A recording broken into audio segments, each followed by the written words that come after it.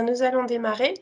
Bonjour à tous et bienvenue à cette conférence échange qui s'inscrit dans notre semaine thématique autour du domaine des métiers d'art, programmée lors des Journées européennes des métiers d'art. Déjà, je tiens à remercier particulièrement le campus de métiers et des qualifications du patrimoine des métiers d'art et du tourisme et la Chambre de métiers et de l'artisanat pour l'aide pour trouver les différents professionnels qui vont participer aux conférences toute cette semaine. D'un point de vue plus pratique, je vous informe que vos caméras et vos micros sont coupés. Vous aurez toutefois la possibilité de poser des questions dans le chat et je me chargerai de les transmettre aux professionnels. Notre thème aujourd'hui sera horloger, un métier d'ultra précision. Et je remercie Monsieur Arnaud Joubert, horloger à l'horlogerie Vasseur et Joubert, d'avoir accepté de présenter son parcours et de parler de son métier. On va démarrer, mais avant de laisser la parole à Monsieur Joubert, je vais faire une petite introduction sur le domaine des métiers d'art en région Centre-Val de Loire. La région est quand même traditionnellement connue pour son patrimoine architectural et naturel, mais elle mérite aussi d'être saluée pour, la diversité et la richesse de ses métiers d'art. Excusez-moi. Plus de 1000 entreprises sont, en effet présentes sur ce territoire avec des savoir-faire qui sont connus dans le monde entier. Et il existe également 70 formations, du CAP au bac pro sur le domaine et également des formations, continues que l'on peut réaliser tout au long de la vie. Alors monsieur Joubert, vous, pour votre part, quelle a été votre formation? Alors, ma formation, elle a été un petit peu atypique parce que je suis passé par un bac littéraire, puis je suis allé, en université en langue étrangère appliquée à l'université de Tours et c'est après cette expérience en université que j'ai découvert, l'horlogerie et donc je suis passé, au CFA de Joliet-Tours et que j'ai pu faire un CAP en horlogerie.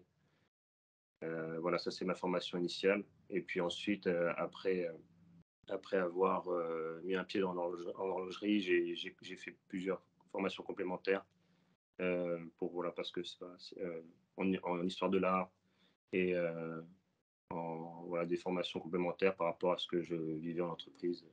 Et je continue de me former, ça me paraît indispensable. D'accord. Et alors, comment est-ce qu'on passe des langues étrangères appliquées à l'horlogerie? Qu'est-ce qui vous a fait choisir justement le métier d'horloger pour quelles raisons? Alors la grande question, de toute façon, depuis toujours, ça a été l'orientation. Hein. Moi, justement, rien n'était très facile ou clair quand je me suis lancé dans mon orientation. Je suis parti vers mes affinités linguistiques, je suis parti vers du commerce. Et en fait, après plusieurs expériences professionnelles, je me suis rendu compte que ça ne me convenait pas. Et donc suite à une rencontre, en l'occurrence avec mon maître qui est devenu mon associé, Monsieur Vassor, là, qui a son atelier d'horlogerie. Suite à cette rencontre, il m'a proposé un stage. Et puis finalement, je l'ai convaincu de poursuivre l'aventure et de me former. Euh, et donc voilà, et ensuite, voilà, la découverte s'est faite suite à une rencontre, puis à une expérience en atelier. D'accord. Et quel a été votre premier emploi dans le domaine de l'horlogerie? Alors, dans le domaine de l'horlogerie, finalement, je suis toujours resté dans cet atelier, j'ai pas réussi à le quitter en fait. Vous y étiez trop bien, c'est ça? Oui, bien que j'avais en commençant le CAP, envisagé l'industrie, la Suisse, j'avais eu des propositions, mais j'ai jamais réussi à retrouver quelque chose qui me convenait autant que l'artisanat d'art. D'accord. Voilà. Et alors, qu'est-ce que vous faites justement actuellement, dans votre métier? Enfin, après ça fait un petit peu de temps vous êtes dans l'entreprise, je suppose que, vos fonctions ont peut-être un petit peu évolué ou, comment ça se Euh, passe? oui, alors par rapport à mon travail, alors en effet, bon, j'ai choisi en effet, enfin, j'ai commencé une formation, le CAP, c'était en apprentissage, donc c'était la vie de l'artisanat. Donc ça veut dire se confronter à beaucoup de polyvalence. Enfin, il y a nécessité d'avoir d'être multitâche et en effet de répondre à énormément de problématiques que dans une d'entreprise, quoi. Donc ça, c'est différent de et évidemment, je ne suis pas j'ai jamais été vraiment, qu'un salarié, dans une entreprise comme on peut en avoir, comme beaucoup de mes confrères, peuvent être, là, en fait, on m'a donné, on m'a testé sur pas mal de responsabilités, et puis qui voilà, ça a évolué en ce sens, quoi. Donc progressivement, on m'a donné plus de tâches et en effet, aujourd'hui, bah, je suis associé avec mon maître, et on continue à développer l'entreprise. Mais c'est vrai qu'après, alors ça, c'est par rapport à l'entreprise, mais sinon par rapport au métier en lui-même, par rapport au métier d'horlogerie, c'est vraiment un métier où en fait j'ai vraiment passé plusieurs étapes. C'était vraiment très progressif, où on m'a testé en fait à l'établir. Il y a plusieurs opérations, plusieurs choses assez complexes qu'il a fallu acquérir, qu'il a fallu maîtriser avant de pouvoir aller vers du plus compliqué, et avoir voilà, qu'on puisse me donner les plus de responsabilités. D'accord. Alors, concrètement, justement, ça serait, je sais pas, ça fait que vous avez démarré sur, quel, type de pièce pour aller vers quel autre type de pièce? Alors, en fait, le, en fait, ici avec, monsieur Vasseur qui m'a formé, donc alors bon, évidemment, en apprentissage, en alternance avec le CFA, on n'avait pas ici, en fait, on est sa méthode a été plutôt de me faire passer du gros au petit. Donc en fait, on est j'ai la première horloge que j'ai restaurée, c'était une horloge de château, donc une horloge d'édifice, donc un format, voilà, qui faisait peut-être, 2 mètres, de longueur, et 1 mètre de profondeur. Donc en fait, c'était plutôt des gros rouages, mais c'était quand même assez compliqué parce qu'il y avait, une sonnerie, tous les quarts d'heure. Il y avait plusieurs pièces, voilà, pour quelqu'un qui débute, c'est très abstrait quand on voit tous ces rouages comme ça, donc ça c'est voilà, c'est la première chose que j'ai pu faire, et ensuite, en fait, la méthode de mon maître d'apprentissage, de monsieur Vasseur, a été, en fait, de me confier donc des gros formats, et de passer progressivement à des horloges, à des plus petits formats pour arriver à la montre. Donc en fait, voilà, en termes de taille, et de petitesse, bien que j'ai réalisé que la pré qu'en fait, en horlogerie, la taille ne veut pas dire, qu'on n'a pas que enfin, il y a pas de la précision à avoir même sur des grands modèles. On a toujours besoin d'être très précis. D'accord. D'accord, très bien. Donc là, ça fait que vous parliez du fait d'être, associé de votre entreprise, donc ça, c'est quelque chose, dès votre entrée en formation, vous étiez dit, «J'aimerais, enfin voilà, j'aimerais, m'associer à un moment, j'aimerais avoir ma propre entreprise», ou c'est quelque chose qui est venu au fur et à mesure des années? Alors, bah, en effet, alors moi, ce qu'il y a, c'est que, déjà, en fait, j'avais eu, alors avant de rencontrer l'horlogerie, avant de me lancer, dans ce domaine, j'avais un petit peu exploré, le monde du travail, hem et en fait, j'avais eu quelques expériences. Ça, c'est quelque chose qui m'a beaucoup aidé aussi en termes d'orientation, parce que, j'ai commencé à travailler assez jeune. Enfin, dès que j'ai pu commencer tous les jobs d'été, dès que j'ai pu, postuler par-ci par-là, même en étant étudiant, ça m'a permis voilà, de savoir que ce que je faisais ici, me convenait et me plaisait. Et en effet, en fait, juste avant de me lancer dans l'horlogerie, j'avais eu aussi une expérience de gestion d'entreprise, parce que j'avais convaincu quelqu'un de s'investir dans un voilà, et de créer une entreprise. Donc en fait, j'avais déjà cette assurance-là parce que j'avais une expérience positive, heu et hem et ensuite après, évidemment, alors toutes les exigences du métier d'horloger et tout ce savoir-faire qu'il faut acquérir année après année, ça a été nécessaire pour pouvoir me dire: «Oui, OK, je vais pouvoir, me dire que je me lance, je poursuis dans cette voie, et que je peux gérer une entreprise, voilà, de restauration d'horlogerie». Donc voilà, il y a eu des étapes importantes, je pense. D'accord. Alors il y a des questions dans le chat, est-ce que, vous avez beaucoup de sollicitations de la Suisse?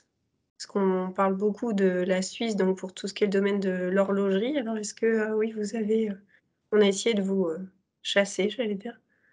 Alors en fait, bah, bon, quand j'étais encore, quand j'étais à la fin de mes études de CAP, alors ce qu'il y a, c'est que, j'ai été, alors j'ai pas reçu de demande, directement quand j'étais au CFA, hein.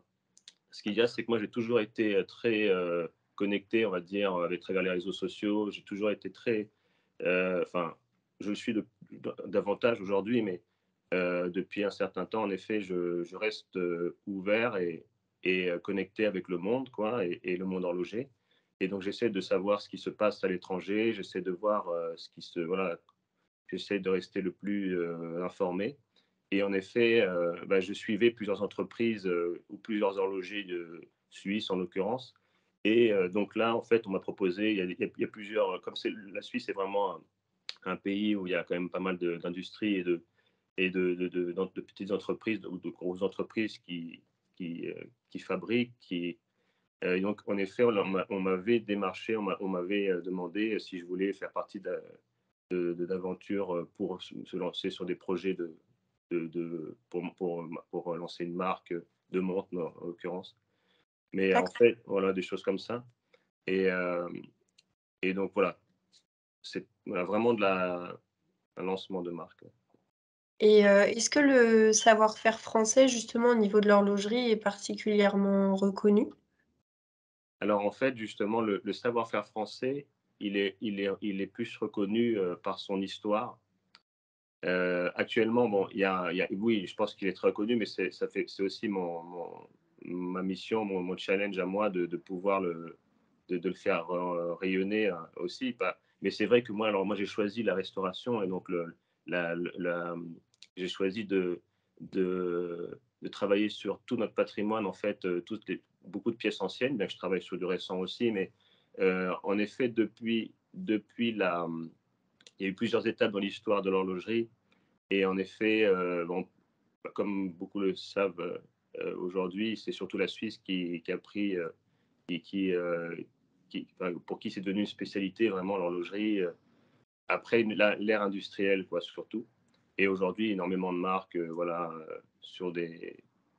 énormément de marques, en Suisse, poursuivent, donc après, moi, là où je vois qu'il y a quand même quelque chose où il y a quand même, enfin, on est très riche de notre savoir-faire, de notre histoire. Et on peut remarquer qu'il y a beaucoup de marques actuelles, par exemple, qui vont s'inspirer de notre histoire, justement. Ils vont s'inspirer de modèles anciens. Et si on vient, refaire quelques recherches, on s'aperçoit que telle ou telle, création, elle ne sort pas simplement de nulle part, elle vient de notre passé. Et puis D'accord. après, on voit, voilà, voilà. C'est OK, très bien. Alors, il y a une autre question dans le chat, qui est: en dehors des horloges et des montres, est-ce que vous travaillez sur d'autres objets? Oui, oui, bien sûr. On travaille, alors, en fait, on travaille donc la mécanique d'art, donc les boîtes à musique, les automates, les oiseaux chanteurs, des choses comme ça. Heu mais après, en fait, en tant qu'horloger, on travaille sur le métal, donc l'acier et le laiton, de manière très précise. Donc on va pouvoir travailler sur d'autres objets. Évidemment, notre spécialité et notre métier, c'est vraiment l'horlogerie, donc l'instrument horaire. Mais en réalité, on m'a amené des appareils photo, parce qu'il y avait de la mécanique, on nous a amené d'autres objets, heu, qui demandent beaucoup de précision, surtout la micromécanique. Voilà. On nous a déjà amené des iPhones, mais voilà, c'est pas du tout notre domaine, bien qu'en fait aujourd'hui, quand il s'agit de réparer, heu et avec des petits outils, avec beaucoup de précision, on se rend compte qu'on a la main sur quelques petits objets comme ça aussi. Mmh.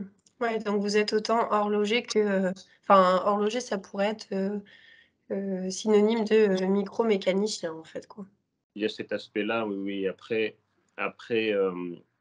bah, oui, ça nous permet de voir en fait tout objet, dans le enfin finalement à la loupe. Alors on peut, voilà, tout dès qu'il y a une petite vis, mais c'est vrai que notre métier après, voilà, déjà le métier d'horloger et la restauration de l'horlogerie, donc travailler sur des pièces enfin, depuis des centaines d'années, c'est déjà énorme. Il y a déjà énormément de choses à explorer, donc voilà, c'est vraiment, et c'est ce qui nous fait vivre et c'est ce que sur le quoi on travaille tous les jours. Donc voilà, il y a vraiment beaucoup, beaucoup de montres, horloges et donc OK. voilà. Après, on pourrait vraiment, il y a tellement à faire, mais on pourrait en effet moi, ça me rend curieux de plein de choses aussi autres quoi, évidemment.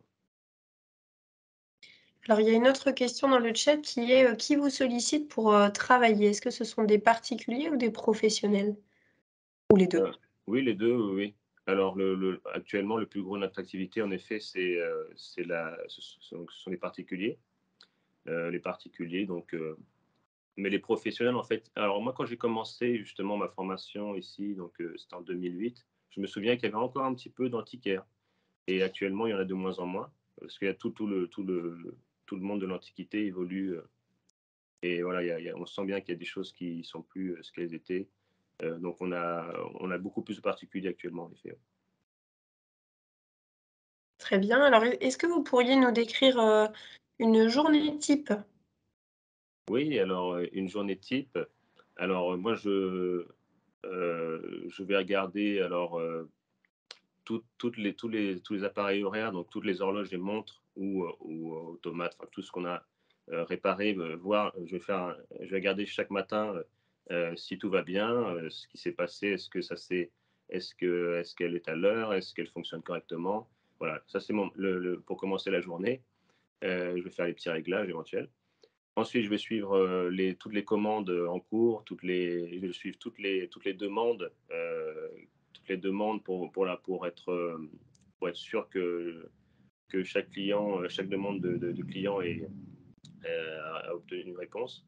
Donc ça peut être, par mail, ça peut être, par téléphone, ça peut être, voilà, ça va être aussi, bah, dès qu'on ouvre la boutique, parce qu'on a un atelier boutique. Alors c'est un petit peu, c'est ce qui fait qu'on est à la fois un atelier de restauration, mais si quelqu'un sonne, ben, on lui ouvre. Donc voilà, il y a toute cette dynamique-là. Donc en fait, voilà, je vais m'occuper donc des clients évidemment.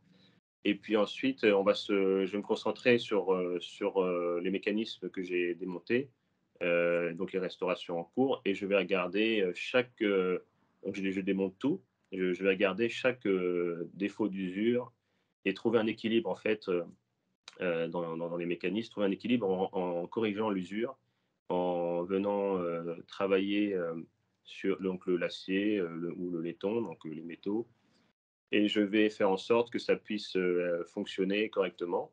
Et voilà, donc ça va être ma journée, bon voilà, donc ça c'est le quotidien, et remonter et que ça reprenne vie, voilà, voilà. OK. Et pour vous, quelles seraient les qualités, les compétences qui sont nécessaires pour être horloger? Alors pour être horloger, je pense qu'il faut être, déjà il faut être, très rigoureux. C'est-à-dire que c'est, Hem, assez méthodique. Enfin, c'est quand même un métier qui demande, beau enfin, quand même beaucoup de connaissances, mais et de la pratique, et en fait, il faut accepter qu'il y a beaucoup, beaucoup de quand même de règles assez, exigeantes, et qu'il faut suivre, et qu'il faut, donc après, bon, il y a une part d'expérimentation évidemment, et puis, bah, chacun a une dextérité qui va lui être propre, mais qui peut se travailler. On peut travailler sa main, pour pouvoir, tenir une toute petite pièce avec une pince, voilà, avec une bretelle.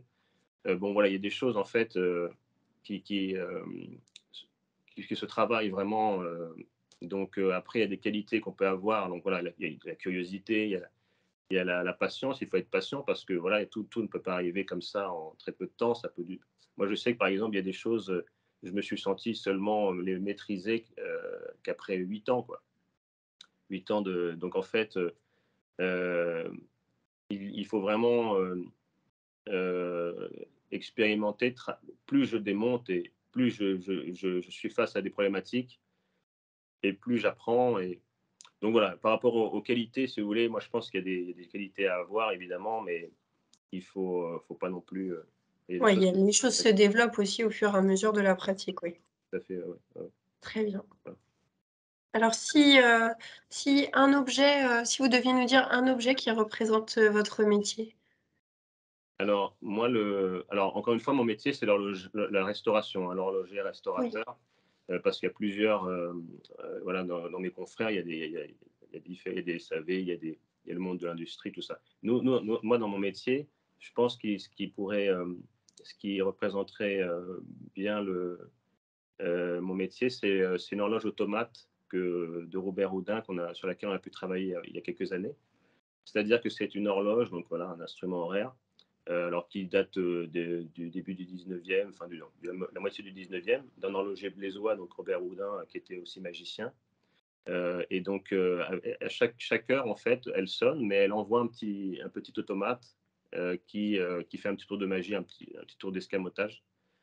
Et donc, en fait, voilà, moi, je trouve que c'est assez, c'est à la fois technique, donc c'est à la fois un mécanisme, euh, et à la fois très décoratif. Donc il y a tous ces côtés artistiques, tout ce côté ornemental, qu'il y a sur l'horlogerie, et qui regroupe, non seulement l'horlogerie, mais d'autres métiers comme les bronziers, comme les sculpteurs, le doreur, plein d'autres métiers d'art. Et puis le petit automate qui prend vie et qui est beaucoup plus, voilà, qui amène plus de légèreté, qui est pas sur ce côté très scientifique et très, parce que l'heure parfois c'est quand même une notion de contrainte aussi, l'heure. Mais voilà, l'automate, lui, il est là, il, euh, il nous divertit et voilà, ça amène quelque chose de plus léger. Voilà, je trouve que je pense que ça représente, bien ce qu'on vit ici au quotidien aussi, enfin notre métier. d'accord et je vois là ce que vous avez au niveau de, votre col. C'est une petite loupe aussi Oui, qui est voilà, ouais. ouais, Oui, voilà, ça c'est ma loupe. OK. Et en effet, qui est indispensable. Donc j'ai toujours la loupe, là, Ah, celle, c'était voilà, bien. voilà, le troisième œil. D'accord, très bien et alors j'ai une dernière question pour vous. Après si jamais il y a des personnes qui ont des questions dans le chat, je les invite, à continuer à les poser. Quel serait votre plus beau souvenir professionnel? Alors, bah, là, enfin voilà, j'ai commencé donc en 2008. Donc là, bon, le plus beau souvenir, je pense que la participation au concours des métiers d'art là en 2020, euh, euh, où j'ai obtenu le premier prix. Voilà, ça c'était une expérience, formidable parce que c'était un sujet de restauration, là, un sujet qui était passionnant parce que c'était un horloger, tourangeau, sur un mécanisme assez compliqué, assez rare. Et donc, voilà, cette expérience-là de participer au concours et de rencontrer plein d'autres artisans d'art aussi. Ça a été assez extraordinaire. D'accord, très bien. Ben merci beaucoup monsieur Joubert. Je vous en prie. Merci d'avoir accepté de participer, à cette petite interview conférence. Pour les participants, je vous rappelle que pendant toute la semaine, donc notre thème, ce sont les métiers d'art, donc il va y avoir différentes, conférences tous les jours, donc je vous invite à vous y connecter également. On se retrouve sur la prochaine demain matin. Excusez-moi, il est temps que ça se termine, je crois. Vous avez beaucoup de merci dans le chat en tout cas monsieur Joubert, une nouvelle fois merci encore. Je vous en prie. Au revoir. Au revoir.